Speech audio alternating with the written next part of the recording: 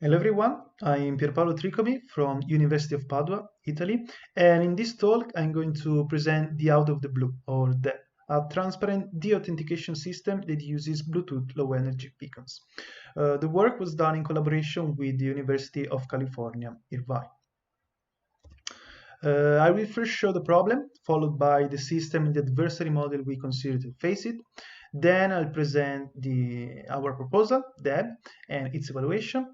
And finally, DEB will be compared with other de-authentication techniques. So, to prevent unauthorized access, any secure system mandates authentication and de-authentication mechanism.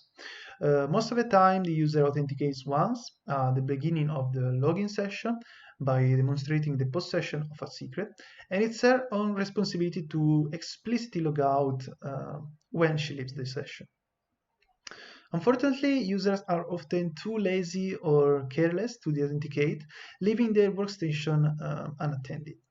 Here, the risk of the so-called lunchtime attack, whereby an attacker takes over the authenticated state of a user who walks away from her computer, maybe during lunch or during a coffee break.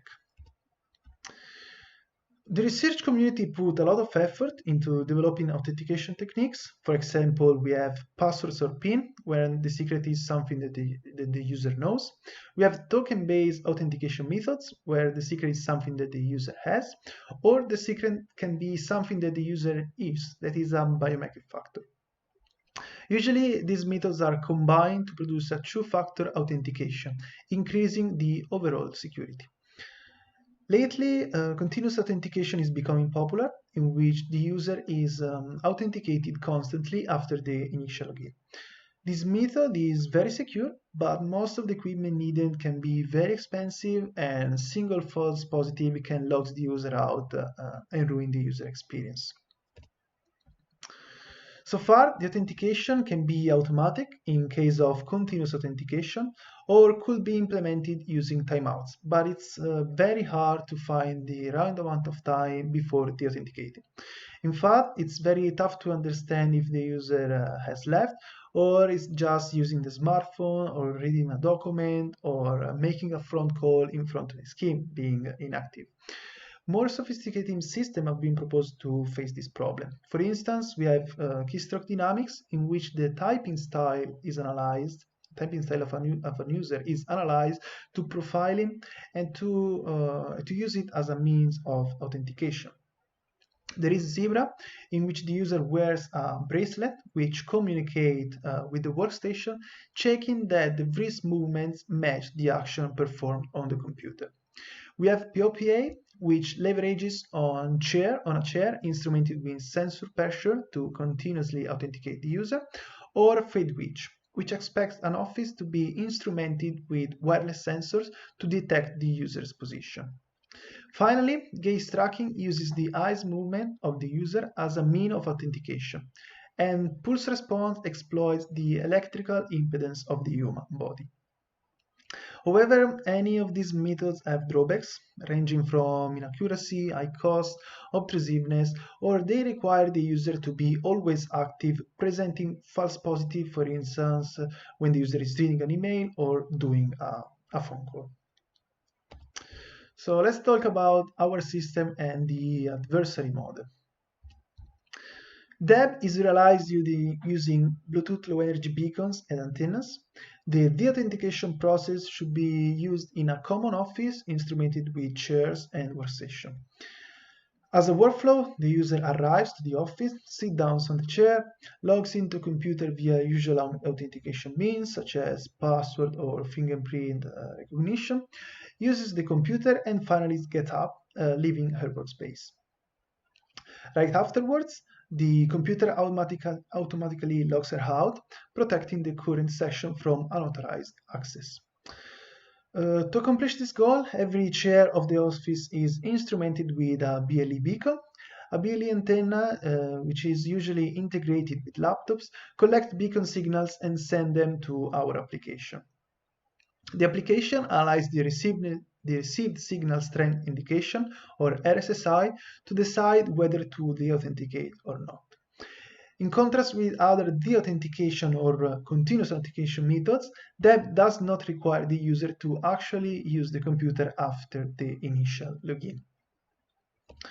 The main adversary can be anyone with physical access to the office, for instance, a coworker or a customer, with the goal of gaining access to the active session of another user. And of course, we assume that the attacker doesn't know the user credential. There are basically two ways in which the adversary can try to subvert the system. The first one is to sit down on the victim's chair while the user is leaving, restoring a similar RSSI to the one where the victim was sitting. While the second one is to alter the RSSI by attenuating the signal, for example, putting an object in the line of sight. Another threat is the user itself, can be the user itself who might be annoyed by the automatic de-authentication. If she's taking a short break, maybe to go to the restroom or to take a coffee, she probably won't de-authenticate since relogging in is generally tedious. Moreover, it has been demonstrated that it's possible to carry selective attacks on BLE advertisement to destroy or alter BLE packets and make them unreadable. However, they cannot interfere with DEB, first of all because we are interested in the signal strength and not in the content of the packets, and second because DEB de-authenticates the user if the beacon is not detected. Finally, altering the RSSI of a signal with dedicated tool is challenging, and it's hard to alter only one beacon with many of them in the same room, so this attack is also easy to detect. Let's see how DEB tries to face the authentication problem. DEB is a low-cost and easy-to-deploy method for fast and transparent user de-authentication. The only extra equipment needed is a Bluetooth Low Energy beacon placed on the underside of the user chair. The computer continuously measures the RSSI between itself and the beacon, and since the body of the seeking user is directly in the line of sight, it affects the signal power, causing the shadowing effect. The resulting RSSI is lower than the one in an obstructed path, and so by monitoring the RSSI, DEB can determine whether the user is present or not. The beacon is located underneath the user chair and it automatically spreads the warning signal at a fixed frequency. The user's PC has a BLE antenna which collects beacon's advertisement, measuring the RSSI. The system is easy to implement because laptops usually have a built-in BLE antenna, while a BLE USB dongle can be used for desktop if we need it. In the deployment phase, it is sufficient to attach the beacon to the chair and giving the ID of the beacon to the app running on the PC. This app is installed on the computer and runs in the background, continuously collecting BLE signals. At authentication time, the user is assumed to be sitting on the chair and the measured RSSI becomes the reference value. When the user leaves, the RSSI increases since the human body impedance disappears. Notice this RSSI increase that exceeds a specified threshold, which is the expected impedance of the human body. DEB can automatically de-authenticate the user. So the beacon and the receiver must be positioned to have the line of sight interrupted by the sitting user. Since we suppose that the computer is always on top of the desk, we need to decide where to attach the beacon. For this purpose, we considered 12 different positions, 6 on the back and 6 on the seat of a common office chair. These positions are shown in the figure on the left. We tried 3 different positions for the chair back, top, middle, and bottom, and 3 for the seat, behind, middle, and front. Each position was tested on each side of the chair, so behind and in front of the back, and under and above the seat. For the measurement, we used the red beacon showed in the figure on the right, with a transmission power of 0 dBm, 3 advertisement signals per second, and it should last for around 220 days. We conducted preliminary measurement using 2 average-sized people, to find the best beacon position to use and also to determine the threshold for the de-authentication. In the graph, you can see that the RSSI changes when a user leaves the workstation. In the sit-in period from 0 to 5 seconds, the RSSI is much lower than the one in the free space propagation after 5 seconds, and also we can see that the changes occur almost instantaneously. During the preliminary experiments, we also considered the potential attack of putting an object in the line of sight, which could cause the signal activation, a similar signal activation to the one of the human body. The table shows a common object with their level of interference according to the Apple documentation. And since the human body attenuation is mainly introduced by water that has a medium interference potential, to reproduce the same interference intuitively, the attacker should use a medium-sized object made from medium barrier material or a small object with high interference. We believe that using, for example, a large object with low interference is infeasible, since the object should be stealthily placed onto the chair, and it will be hard to hide and manage it while the user is still in the room. For the same reason, we believe that objects made from marble, plaster, concrete, bulletproof glass, or brick will be noticed as well, and they are hard to use in the limited time when the user is away. For this reason, we experimented with two objects that can be commonly found in a typical office. That is a bottle of water and a metal card with a form factor of a credit card. The table shows the difference in RSSI when the user was present and absent. Obviously, since the chair is not in the line of sight between the user and the beacon, the results of above the seat and in front of the back are better. However, we want to create a system which is easy to deploy, and of course those positions require us to open the chair to install the beacon. This will be laborious and maybe also uncomfortable for the user. For this reason, these results are only shown here to see that DEB could work even better if it was possible to put the beacon, to place the beacon inside the chair.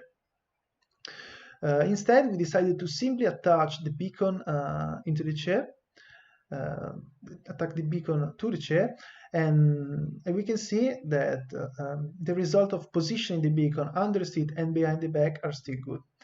In particular, we chose as best positions the under the seat middle and behind the back top, since they provide very good RSSI changes and a noticeable difference between the human body and the inanimate objects. In the final phase of the preliminary experiments, we used 3 average-sized people, the water bottle, and the metal card. The table shows the result for under the seat middle and behind the back top. The experiment was conducted with the chair in front of the desk at 0 degrees and turning it in 3 different positions: 90 degrees towards left, 90 degrees towards right, and at 180 degrees. Negative values in this case indicate that the RSSI was higher than the initial one, and this happened, of course, because the beacon was closer to the receiver in this position. Obviously, the efficacy of DEB depends on the quality of the measurement, which depend also on the quality of transmitter and the receiver, their synchronization, and the presence of an object in the line of sight. Since these two devices cannot be paired, they are not paired, the advertising rate and the scanning frequency of the antenna cannot be perfectly synchronized, which can lead to a loss of some signal and also lower performance.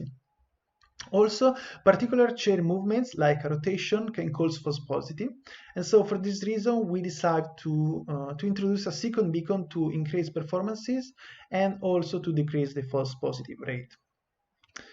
In fact, by using 2 different positions of the chair, we can gather more information and make more assumptions about the user position, and also we believe that fooling 2 beacons is more challenging than fooling just one for the attacker.